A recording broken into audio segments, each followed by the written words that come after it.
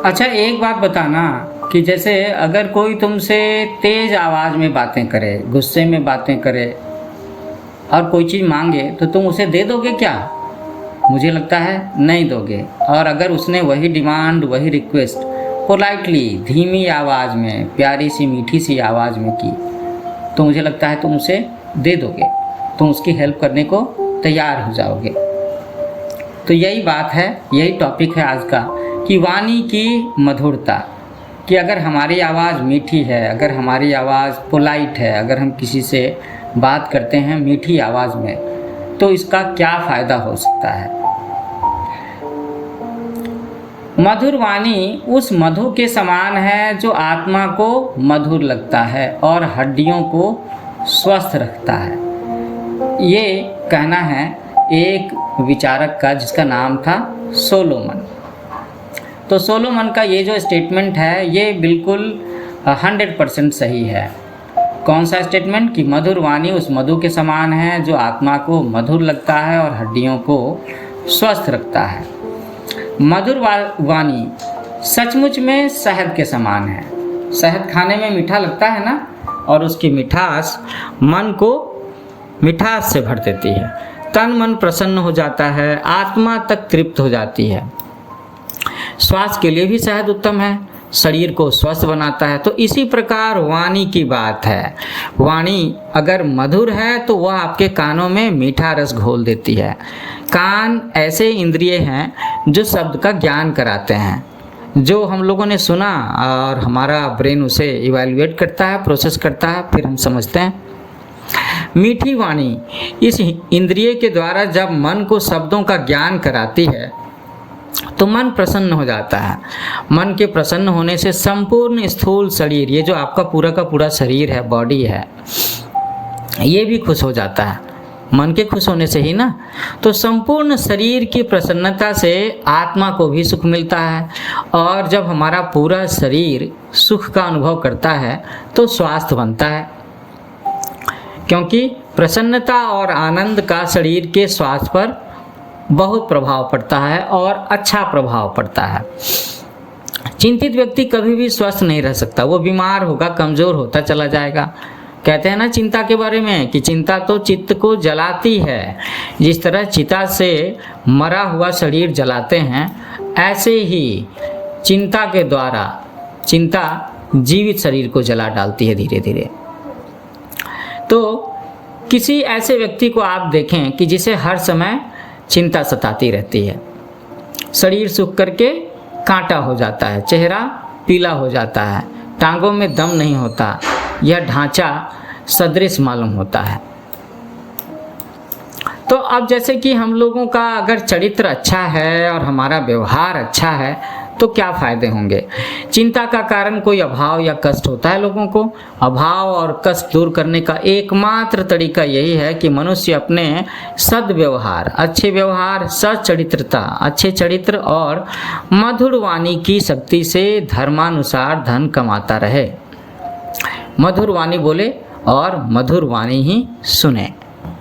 तो जिस प्रकार कुएं में बोलने से हम लोग प्रतिध्वनि सुनते हैं ना, जो आवाज़ गूंजती हुई वापस लौट करके आती है, और एक्चुअली में वो होती तो आपकी ही आवाज़ है। तो उसी प्रकार जब आप मधुर वाणी में बोलते हैं तो दूसरे भी आपसे वैसे ही बोली में बात करेंगे। आप किसी से गुस्से में बात करके देखो तो जवाब में आपको भी गुस्से की आवाज़ ही सुनाई देगी। तो आपको बदले में वही मिलता है जो आप देते हैं। एक विद्वान का कथन है कि मीठी बोली से संसार सुखी हो उठता है। समाज की इकाई मनुष्य है। समाज मनुष्यों से ही तो बना है, मनुष्य से परिवार बने हैं, परिवार से समाज बना है, समाज से देश बनता है। मनुष्य ही मनुष्य से बोलता है। एक मनुष्य दूसरे से मीठी वाणी में बातचीत करता है, सुनने वाला भी प्रसन्न और बोलने वाला भी। तो सुनने वाला अनेक जगह उसकी मीठी वाणी की प्रशंसा करता है, जिससे बहुतों को मीठा बोलने की प्रेरणा मिलती है। वे भी मीठा बोलना सीखते हैं। न जाने कितनों को वे मीठा बोल करके ऐसे ही मधुरता की प्रेरणा देंगे। अब मैं ना एक छोटी सी बात कहना चाहूँगा कि जब किसी घर में कोई बच्चा जन्म लेता है तो उसके सीखने की शुरुआत कहाँ से होती है? वो कैसे सीखता है? उसके लर्निंग का जो पहला तरीका है वो है लिसनिंग, सुनना, कि उसके आसपास में उसके मम्मी पापा, घर के लोग जो कुछ भी बोलते हैं वो बच्चा उसे सुनता है और उसकी सीखने की शुरुआत यहीं से होती है। तो अगर हम लोग कभी किसी बच्चे को देखते हैं कि वो तेज़ आवाज़ में बातें करता है, गुस्से में है, चिड़चिड़ा रहता है, अक्सर ऐसा ही रहता है, तो कहीं ना कहीं उसकी परवरिश में कमी रही है कि उसके घर के लोगों ने उसके साथ में इसी तरह से चीख चिल्ला करके बातें की है। उस बच्चे ने बचपन से मधुर वाणी, मीठी भाषा सुनी नहीं। तो बोलने वाला भी मीठा बोल करके चारों ओर मिठास का वातावरण बनाता है। इस प्रकार सर्वत्र मधुरता फैलती है, संसार सुखी, प्रसन्न और आनंदित हो उठता है। बहुत से लोग प्रसन्न नहीं रहते, वो खुश नहीं रहते, वे या तो रोते झिंकते रहते हैं या उनका स्वभाव चिड़चिड़ा सा होता है, बात बात पर वो किसी से भी लड़ पड़ते हैं। तो ऐसे लोग चारों ओर अशांति और दुख फैलाते रहते हैं, क्योंकि वो चीख रहे हैं, चिल्ला रहे हैं, है ना। तो वही चीज़ घूम फिर करके लौट करके उनके पास आएगी, वही व्यवहार उन्हें प्रत्युत्तर में मिलेगा। तो इन लोगों से जो भी मिलता है वो प्रसन्न नहीं होता, उसे भी दुखी होता है, उसके आसपास रहने वाले भी दुखी हो सकते हैं। यही कारण है कि इस तरह के लोगों से कोई मिलना नहीं चाहता। तो किसी ने बिल्कुल सच कहा है कि मनहूस और कमबख्त व्यक्ति जिधर जाएगा उधर मनहूसियत ही फैलाएगा। उसके चेहरे से हमेशा मनहूसियत ही टपकती है, जिसे देख करके लोगों को खेद होता है, बुरा लगता है, घृणा होती है। स्विफ्ट नाम के एक विद्वान का कथन है कि दो ही सर्वोत्तम वस्तुएं हैं, एक मधुरता और दूसरी चमक दमक। दो बातें क्या हैं? मधुरता और दूसरी चमक दमक। तो इस विद्वान विचारक का ये कथन भी बिल्कुल सही है कि वास्तव में इन दो वस्तुओं के कारण व्यक्ति समाज में अपना स्थान बना सकता है। मधुर वाणी से, मीठा बोल करके हम किसी को भी वश में कर सकते हैं। व्यापार, उद्योग, नौकरी, इस तरह के जो भी काम हैं, यदि काम करने वाला मधुर बोलने वाला है तो उसकी सफलता निश्चित है। उसे फिर कोई भी ऊंचा उठने से नहीं रोक सकता। आपने देखा होगा कि व्यापार में वही लोग आगे बढ़ते हैं जिनकी वाणी में मधुरता है। व्यापार की बात छोड़ो, जिंदगी के बाकी जगहों की बात छोड़ो, मेरे ऑडियंस में ज़्यादातर बच्चे स्टूडेंट हैं, लोग स्टूडेंट हैं, युवा हैं। तो स्कूल कॉलेज में भी टीचर्स उन बच्चों की तरफ ज़्यादा ध्यान रखते हैं जो बच्चे मीठा बोलते हैं, जिनका व्यवहार सही होता है। नौकरी में भी वही लोग ज़्यादा प्रोग्रेस करते हैं जो अपनी मीठी वाणी से अपने सीनियर्स, अपने ऑफिसर्स को, बॉस को खुश रखते हैं, है ना। आप देखोगे कि मार्केटिंग के काम में भी उन एजेंट्स को अक्सर ज़्यादा ऑर्डर वगैरह मिलता है जो मीठा बोलते हैं। अब जैसे एक बात होती है विनोदी प्रकृति, है ना, सेंस ऑफ ह्यूमर को लेकर के है कि कई सारे लोग होते हैं, कुछ लोग बड़े चुपचाप से होते हैं, कुछ लोग गंभीर से होते हैं, कुछ लोग थोड़े जॉली मूड के होते हैं। तो विनोदी प्रकृति का होना, जॉली मूड का होना किस तरह से आपके लिए फ़ायदेमंद हो सकता है? तो ऐसा है कि मनोहारी स्वभाव, विनोदी प्रकृति तो सफलता की आत्मा है। आपने एक और चीज़ देखी होगी कि जो लोग कर्कश बोलते हैं वे सब जगह झगड़ते देखे जाते हैं।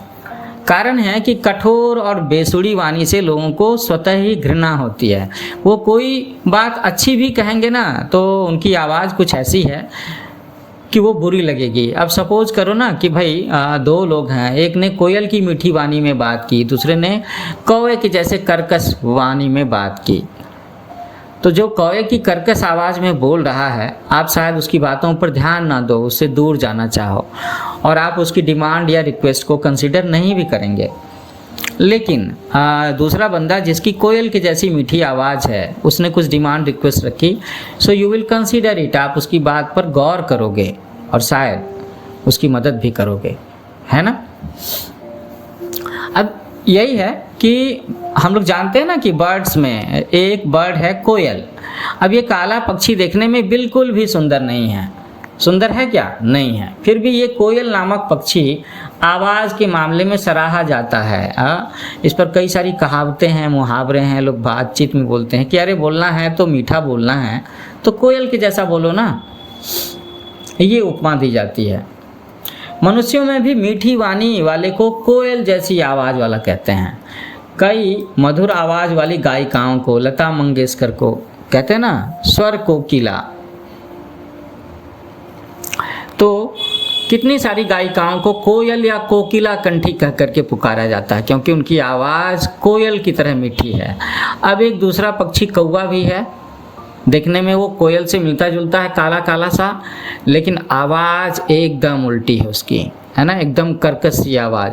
अगर आप सो रहे हो तो काएं काएं सुन करके नींद खुल जाए, और अगर कोयल की मीठी आवाज़ कू कू आए तो आपका मन करेगा लेटा रहूं, और कितना अच्छा हो कि इसकी ये कू कू थोड़ी देर और सुनने को मिल जाए।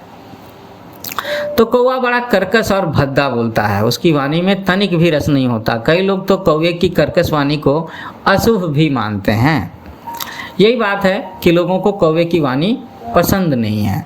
कौवा किसी का कुछ छीनता नहीं है और कोयल कुछ देती नहीं है, फिर भी दुनिया दीवानी है कोयल की आवाज़ की, उसकी मीठी वाणी है, इसीलिए तो मधुर वाणी से कोयल जग को अपना बना लेती है। एक तरह का सुकून देती है वो दुनिया को। आप भी कोयल का मार्ग चुनिए, उसके जैसी मीठी वाणी में बोल करके देखिए। आज से, अभी से आप देखेंगे कि आपको पसंद करने वाले लोगों की संख्या बढ़ती जा रही है। आपकी मधुर वाणी आपको लोकप्रिय बनाएगी, आपकी साख बढ़ेगी, इज्जत बढ़ेगी, आपके बिगड़े काम संवारेगी, आप सफलताएं प्राप्त करेंगे, फिर आप क्या नहीं कर सकेंगे। तो आप जिस चीज़ की इच्छा करेंगे वो आपको मिलती जाएगी। तो ये असर होता है कोयल की जैसी मीठी वाणी रखने का। तो मैं आप सबसे ये उम्मीद रखूँगा कि आज से, अभी से आप अपने बोलने की तरीके में, आप अपनी आवाज़ में थोड़ा सा चेंज करो। कोशिश करो कि कुछ मीठा बोल सकें, कुछ धीमा बोल सकें, and you will see the difference in due course definitely. तो ये मीठी वाणी के फ़ायदे, वाणी की मधुरता के फ़ायदे, ये एक छोटा सा हिस्सा मैंने आपको सुनाया है, जो एक बड़ी प्यारी सी किताब है आप क्या नहीं कर सकते, उसका एक हिस्सा था। तो जल्दी ही मैं इसका एक दूसरा हिस्सा लेकर के आपके पास आऊँगा, जो आपकी ज़िंदगी में सफलता के नए द्वार खोलेगा। मेरा चैनल है न्यू एज कोचिंग, आप इसे लाइक करो, शेयर करो, सब्सक्राइब करो और अपने कमेंट्स ज़रूर लिखना अगर मेरे लेक्चर से ज़रा सा भी आपको फ़ायदा होता है और ये बातें अच्छी लग रही हों। जल्दी मिलते हैं इसी तरह के एक छोटे से मोटिवेशनल टिप्स के साथ में, लर्निंग टिप्स के साथ में। Happy learning with new age coaching.